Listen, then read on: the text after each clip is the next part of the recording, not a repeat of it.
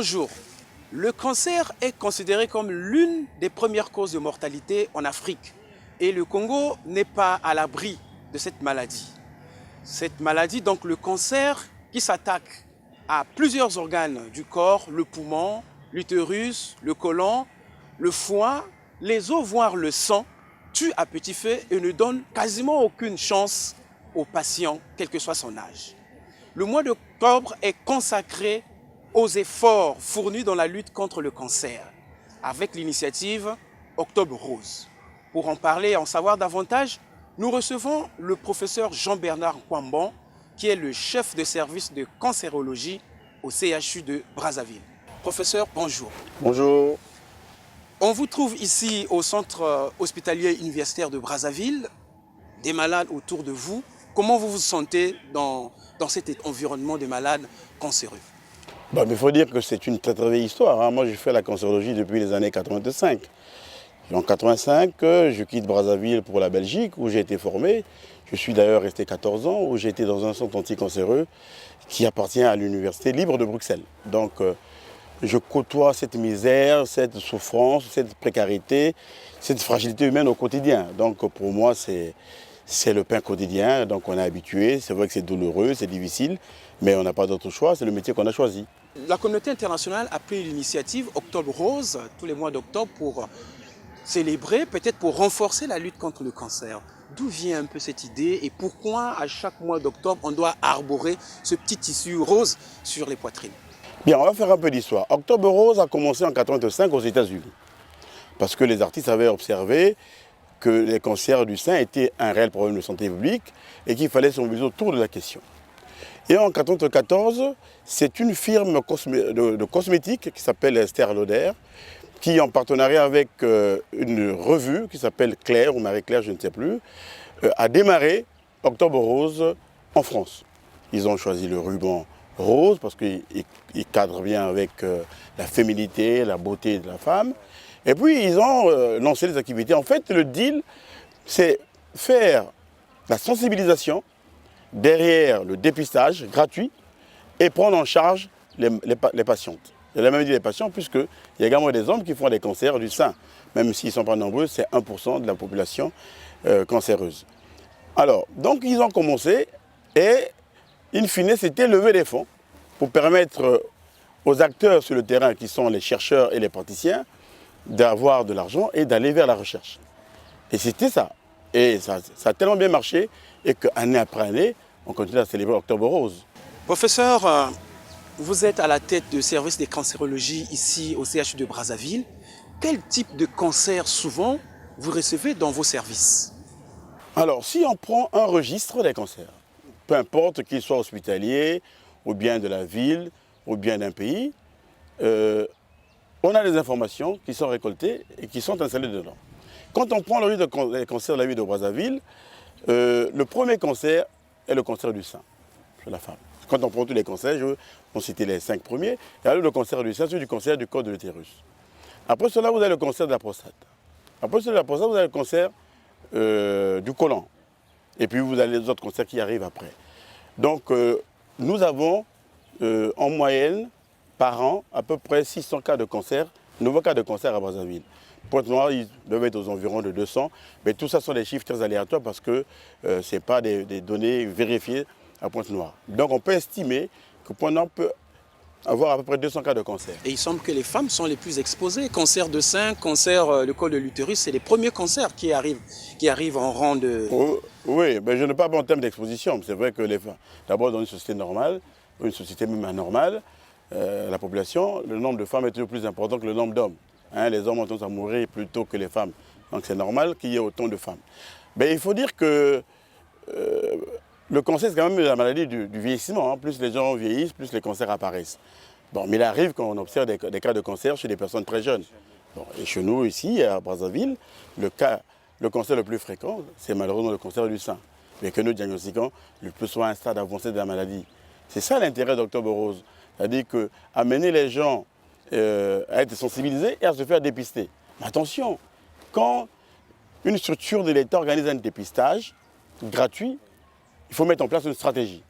Quel est mon intérêt à moi de dire à une dame que vous avez un cancer, si derrière, je ne peux pas la prendre en charge.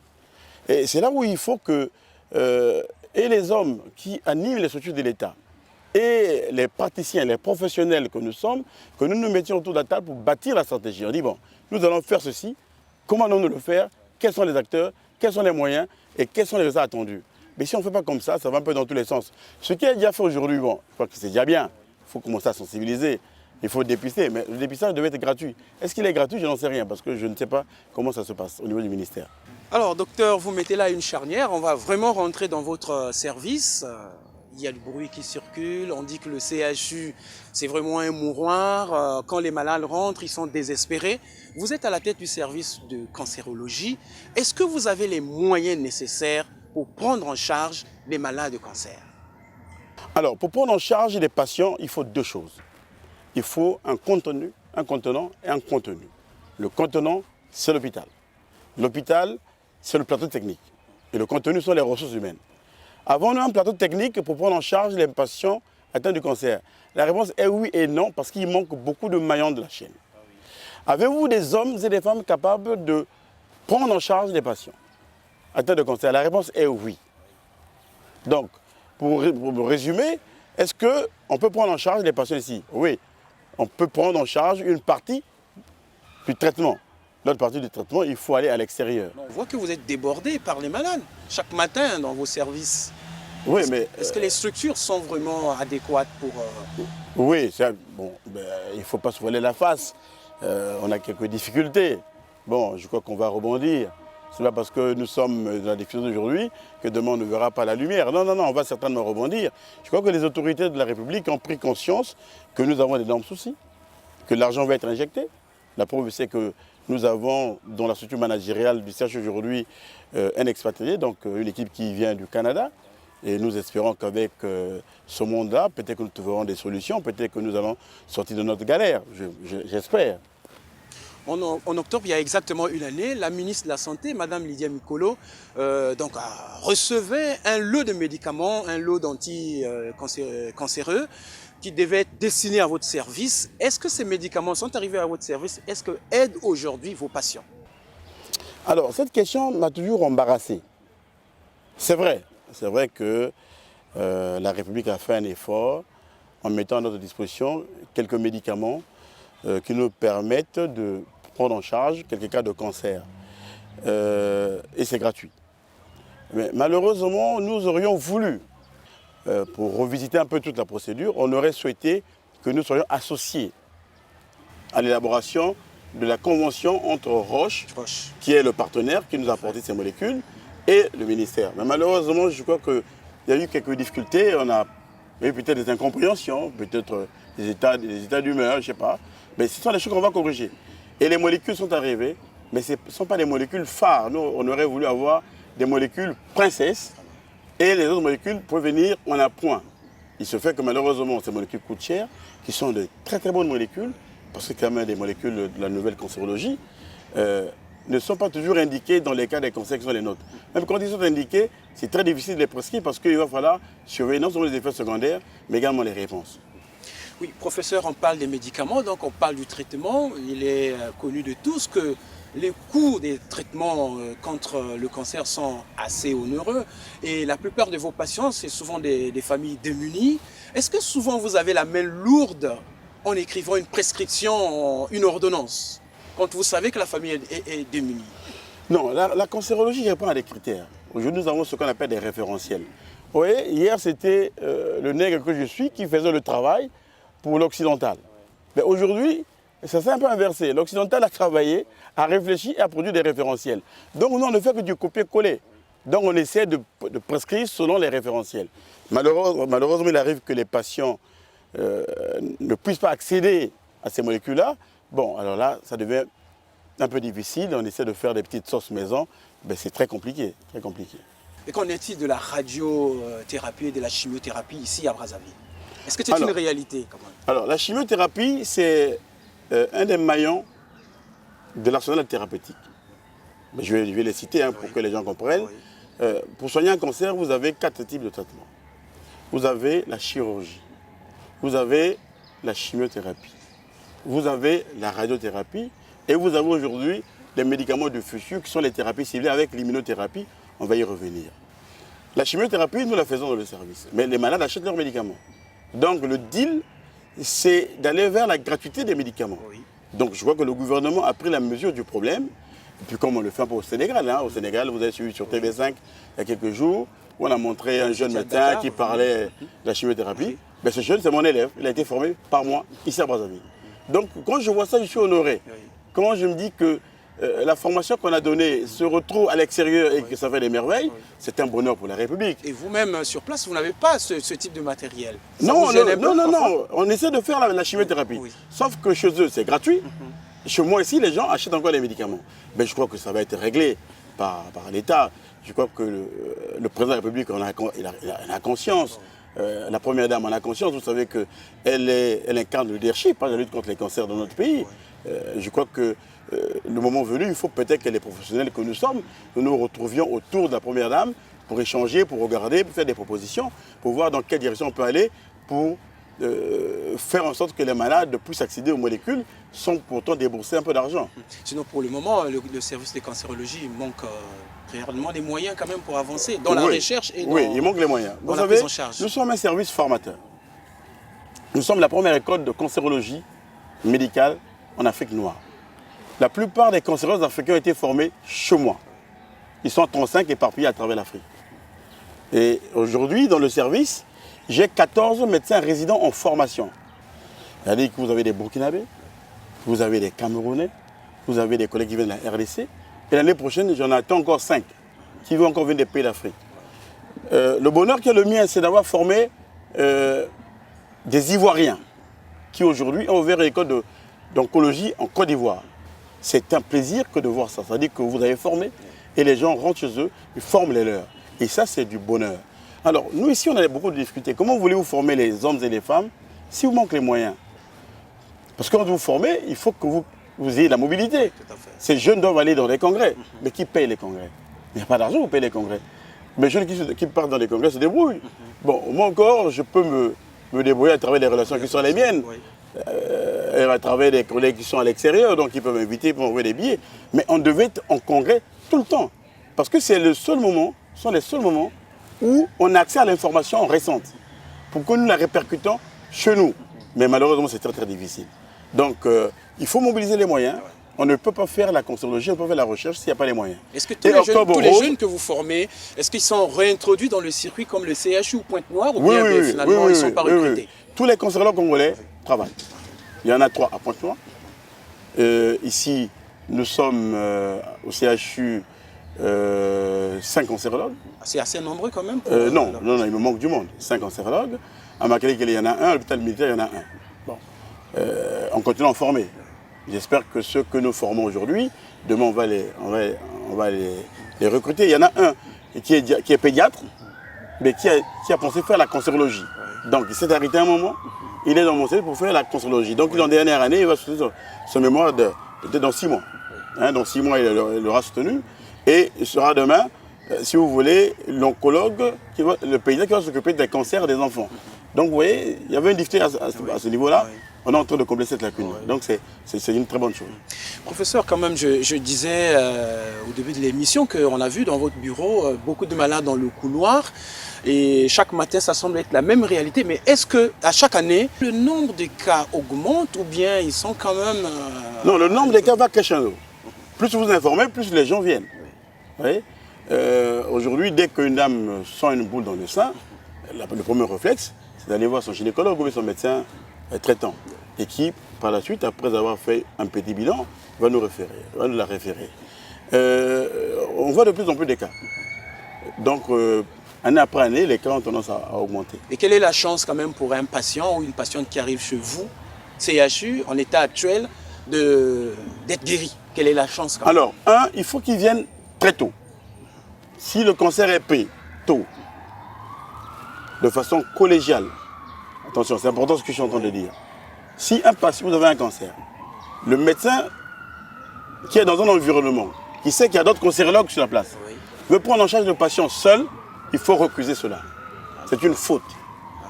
Il faut aller vers les autres, présenter le dossier en RCP, ce que nous appelons la réunion de concertation pluridisciplinaire, pour que nous prenions la décision la meilleure possible qui soit pour le malade. Parce que c'est le malade qui est au centre de tout ça. Mais ne pas le faire alors que vous savez que vous avez des collègues autour de vous, ça relève du charlatanisme, c'est une faute médicale. Il faut que les gens le comprennent. Et ça arrive souvent ici? Jusque-là, je n'ai pas encore vécu ce genre de cas. À Pointe-Noire, ils sont 3, je crois qu'ils peuvent travailler ensemble. Maintenant, même si vous êtes seul, aujourd'hui, nous avons des vecteurs modernes de communication. Vous avez les réseaux sociaux. D'abord, j'en suis friand, parce que tout chercheur ne peut pas se passer de ça. Même si les gens pensent que c'est décrédibilisé, mais c'est un vecteur puissant. Le président Trump, il ne communique pas les réseaux sociaux. Vous voyez, c'est l'homme le plus puissant de la planète. Donc, dire que les réseaux sociaux, c'est un problème, d'accord. Peut-être qu'on va revenir. D'accord, mais un homme de science qui n'a pas les réseaux sociaux ne peut pas travailler. Donc, ils ont les réseaux sociaux. Ils ont les WhatsApp. Donc, ils peuvent charger leur téléphone et présenter leur dossier et on en discute. Et on leur fait des propositions de prise en charge. Et c'est comme ça qu'on devait faire. Mais je crois que nous sommes en train d'aller tout doucement vers cela. Et les jeunes comprennent que le malade n'appartient pas à un médecin, mais le malade appartient d'abord à lui-même et puis à la communauté. Donc quand même, il y a un peu de chance, malgré quand les malades arrivent, l'état de bâtiment ne devait pas effrayer les malades qui arrivent, mais plutôt les ressources humaines qui sont à l'intérieur, qui travaillent. Vous savez, le cancer, ce n'est pas le paludisme. Quand on vous annonce un diagnostic de cancer, vous avez comme l'impression que c'est le ciel qui vous tombe sur la tête. Hein. Même moi qui suis cancérologue, et si on me l'annonce, je ne sais pas comment je vais prendre ou encaisser la nouvelle. Donc, il y a toute une organisation pour annoncer un diagnostic. C'est ce qu'on appelle l'annonce. Il ne faut pas annoncer à quelqu'un que vous avez un cancer entre deux portes, pas au téléphone. Non, vous prenez la personne, le plus souvent à côté d'un psychologue, ou bien s'il n'y a pas de psychologue, vous-même, dans votre bureau. Mais si vous annoncez, il faut annoncer avec les mots simples, clairs. Mais derrière l'annonce, il faut que vous ayez un projet pour le patient.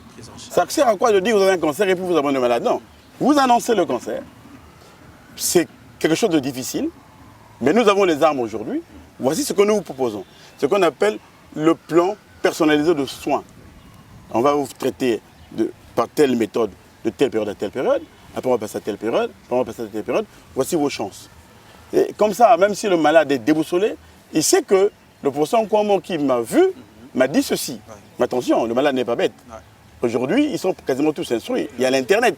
Ils vont aller lire. Mais quand ils vont revenir, ah, professeur, moi j'ai lu, dans telle littérature, on parle de ceci. Est-ce qu'on peut le faire? Mais c'est le débat.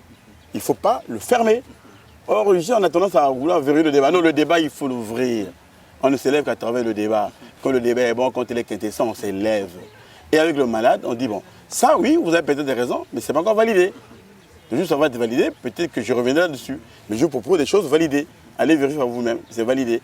Mais le malade a le droit de recuser le médecin. Il peut dire, non, non, non, pour son comment, vous ne m'intéressez pas, moi je vais voir le professeur Y. C'est son droit. Et moi, je suis dans l'obligation de donner le dossier médical à mon confrère pour qu'il suive le malade. Parce que, in fine, c'est le malade. Est-ce que, professeur, dans votre service, on trouve quand même des gens assez courageux, mais aussi assez outillés pour accompagner les malades en phase terminale?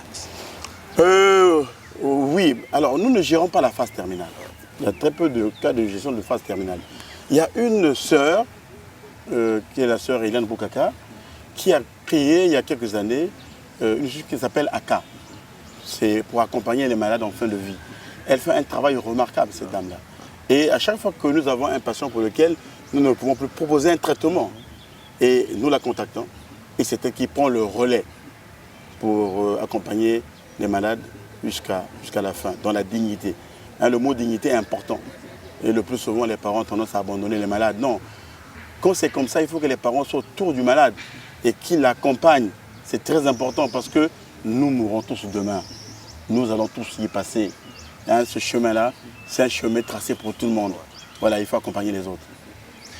Professeur Kwambo, peut-être pour terminer, je voudrais un peu revenir sur vous-même.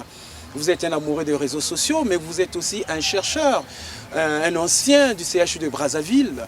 Il y a beaucoup de critiques sur votre établissement hospitalier, on parle de mouloir, on parle de beaucoup de choses, mais vous avez certainement suivi cette phrase-là qui fait le tour du monde. L'électricité nous a trahis. Vous savez de quoi il s'agit, je crois, un patient en pleine intervention chirurgicale qui est mort parce qu'il y a eu coupure d'électricité. Est-ce que ça vous fait du bien de travailler dans un tel établissement hospitalier? Sinon, quelles sont les propositions, les solutions que vous proposez? Ah, ça c'est une question extrêmement difficile. Non, j'ai conscience que nous avons des problèmes. L'occulter serait une faute. Ce serait même une forme d'hérésie que de dire que tout va bien au CHU. Ce n'est pas vrai. Si tout allait bien au CHU, on ne serait pas en train de réorganiser le management. La preuve, c'est que nous avons une équipe de Canadiens. Cette équipe est arrivée, donc nous espérons qu'elle va relever les défis auxquels elle est confrontée. Nous attendons. On ne peut pas juger de leur efficacité tant que les gens n'ont pas encore travaillé. Puisque nous sommes allés chercher, il faut leur donner les moyens pour qu'ils travaillent. Vous connaissez les gens qui partent de leur pays comme ça pour venir s'amuser dans notre pays? Non. Donc, d'abord, il faut avoir de l'empathie pour un pays pour le faire. S'ils sont venus, c'est qu'ils aiment le Congo. Donc, il faut les accompagner, il faut leur donner les moyens. Si vous n'avez pas les moyens, vous ne pouvez pas faire grand-chose. C'est vrai que nous avons des difficultés, mais est-ce que nous sommes la seule institution qui a des problèmes? Je crois que le pays est un peu en difficulté. Aujourd'hui, il ne faut pas se le cacher. On a tous des problèmes d'argent, l'État a des problèmes d'argent, donc il faut laisser à l'État le temps de trouver des solutions pour essayer de... Professeur, c'est le CHU. Oui, bien sûr. C'est l'hôpital phare. C'est un hôpital phare. On est critiqué tous les jours. Et les gens ont raison de nous critiquer. Si on n'est pas critiqué, on ne peut pas s'améliorer. Je ne peux pas m'enfermer parce que je suis critiqué, non. Plus vous me critiquez, plus ça me fait du bien, plus ça me permet de trouver des solutions. Je crois qu'il n'y a que des solutions. Là où il y a des problèmes, cher ami, il n'y a que des solutions. Vous avez parlé d'électricité, oui. Bon, il y a eu coupé d'électricité, le temps de mettre le groupe peut-être en route. Mais c'est quand même une machine. Une machine peut avoir ses caprices. Mais aujourd'hui, nous sommes au CHU, il y a l'électricité. C'est vrai qu'il y a des problèmes d'eau. Oui, c'est vrai. Mais est-ce que nous sommes le seul endroit où il n'y a pas d'eau? Bon, les gens vont s'y atteler. Peut-être qu'on va nous remettre un peu d'eau. Bon, je crois qu'il y aura des solutions. Et le gouvernement de la République s'y emploie. Je présume que les gens s'y emploient sérieusement et qu'il y aura des solutions. Nous sommes des anciens, nous sommes en train de partir. L'idéal serait que nous, les anciens qui partons, laissons dans les mains de la maison, dans les mains de nos jeunes, une maison en ordre pour que les jeunes fassent la médecine de qualité. Vous savez, on peut parler de la médecine du futur, hein, si vous avez le temps. Mais pour la faire, il faut que vous ayez un cadre. Hein. Si vous n'avez pas le cadre, vous pouvez faire la médecine du futur. Vous avez dû entendre parler de l'intelligence artificielle. Mais la médecine est en train de changer, cher ami. La médecine des années 2030 ne sera pas la médecine d'aujourd'hui. Vous savez, vous avez parlé de la chimiothérapie. C'est très bien la chimiothérapie. Mais la chimiothérapie sert à détruire les cellules cancéreuses. Mais elle n'épargne pas les cellules saines. Mais de même, peut-être qu'on ne sera plus la chimiothérapie. Aujourd'hui, on utilise des médicaments beaucoup plus intelligents. Mais pourquoi? Mais parce qu'on a décortiqué la cellule, on est entré dans la cellule. On s'est dit, bon, mais comment vous fonctionnez, vous? On a vu que non, il y a ce qu'on appelle des signaux hein, qui donnent des informations un peu aberrantes pour que la cellule se désorganise et n'obéisse plus à la régulation normale. Pour fonctionner n'importe comment, de façon aberrante et permettre en sorte qu'elle se multiplie de façon anarchique. Aujourd'hui, il y a des molécules qui rentrent dans la cellule qui essaient d'aller bloquer des signaux. Mais vous avez également l'immunothérapie. C'est quoi l'immunothérapie? C'est notre capacité à nous, le corps humain, à se débarrasser d'un être étranger. Le cancer est un être étranger. Mais tout le temps, il utilise des leurres. Parce que le cancer est très intelligent. Il est plus intelligent que moi. Il utilise des leurres. Donc quand je donne mes médicaments, il a tendance à se cacher. Donc il prend des leurres. Moi, je vais essayer de taper sur les leurres. Je dis l'immunothérapie en train de mettre de côté des leurres pour prendre le cancer et le mettre face aux anticorps. Donc le cancer n'a pas comme un antigène, c'est-à-dire comme un virus, comme une bactérie, face à un anticorps qui va détruire le cancer. Et aujourd'hui, les traitements du futur, c'est vers ça. C'est-à-dire que demain, avec ce qu'on appelle l'intelligence artificielle, avec la biopathologie, déjà qu'on a commencé, parce que nous sommes dans la theranostique, c'est-à-dire que la thérapeutique nouvelle qui se fait sur la base des diagnostics nouveaux. Hein. Donc demain, je serai peut-être plus là, en 2030 ou 2040, on peut penser qu'on peut prendre un patient, on le met dans une machine, la tumeur est détectée, les signaux rouges s'allument à gauche, à droite, on sait que la maladie est un peu disséminée.